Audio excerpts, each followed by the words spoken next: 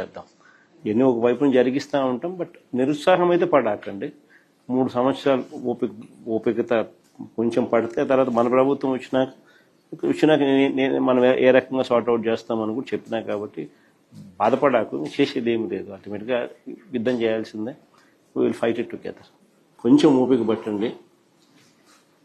పోరాడితేనే మనం సాధించుకోగలుగుతాం. ఆ విషయంలో 4 అడుగులు ముందుకేస్తాం. ఖచ్చితంగా పోరాడుతూ ఉన్నారు. అన్ని రకాలుగా సహాయ సహకారాలు నా తరపు నుంచి ఇవన్నీ ఉంటాయి. ఇది డిలే అయినా మనం న్యాయం సత్వరమే రాకపోయినా కూడా బాధపడాల్సిన అవసరమే లేదు. కన్ను మూసుకుని కన్ను తెరిచేసరికి 3 ఏళ్ళు అయిపోతుంది. అయిపోయిన వెంటనే మనం అధికారంలోకి దేవుని దయ వల్ల ఖచ్చితంగా వస్తాం. వచ్చిన వెంటనే కమిటీ కాన్స్టిట్యూట్ చేస్తాను. మీ అన్ని కేసెస్ దానికి రెఫర్ చేస్తాను. 1:1 కింద పిలిచి వెరిఫికేషన్ ఆఫ్ డాక్యుమెంట్స్ మాత్రమే పెండింగ్లో ఉన్న పరిస్థితుల్లో మీ అందరికీ కూడా జెన్యున్ డాక్యుమెంట్స్, ఆథెంటిక్ డాక్యుమెంట్స్ ఉన్న పరిస్థితి ఉన్న నేపథ్యంలో ఉన్న వాళ్ళందరికీ కూడా ఖచ్చితంగా జరిగించాల్సింది జరగాల.